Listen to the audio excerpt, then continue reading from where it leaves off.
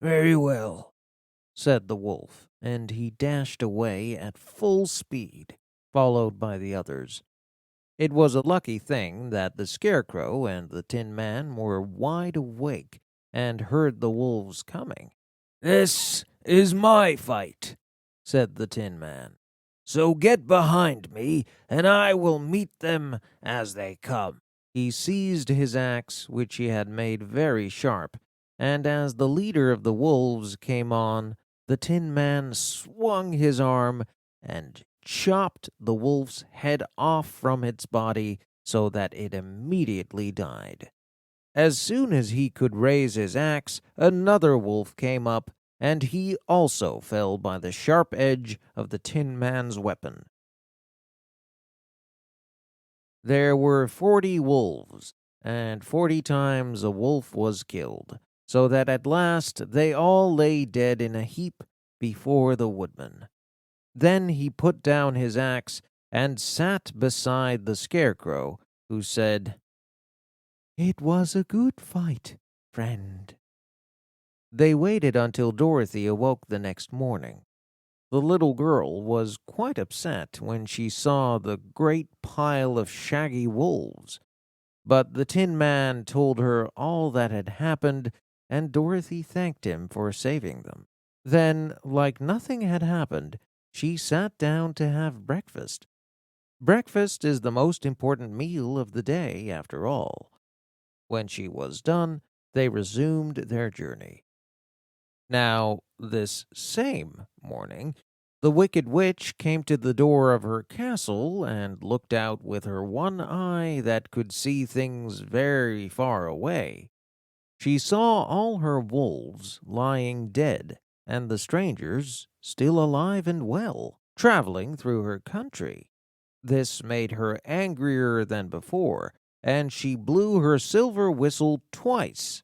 Straight away, a great flock of wild crows came flying toward her, enough to darken the sky, and the Wicked Witch said to the King Crow, "Fly at once to the strangers, pluck out their eyes, and tear them to pieces."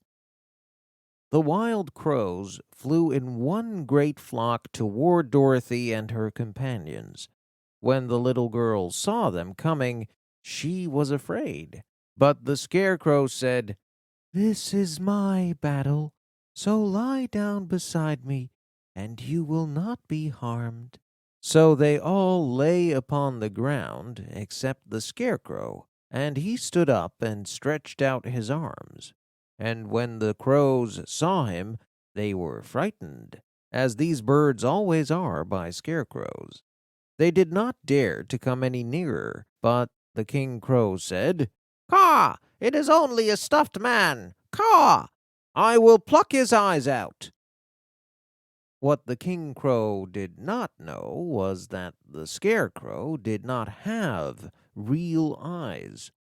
The moment the King Crow flew close enough to the Scarecrow to notice this fact, the Scarecrow moved. As fast as the wind, he caught the King Crow by the head and twisted its neck until it died. Another crow flew at the Scarecrow, and the Scarecrow twisted its neck also.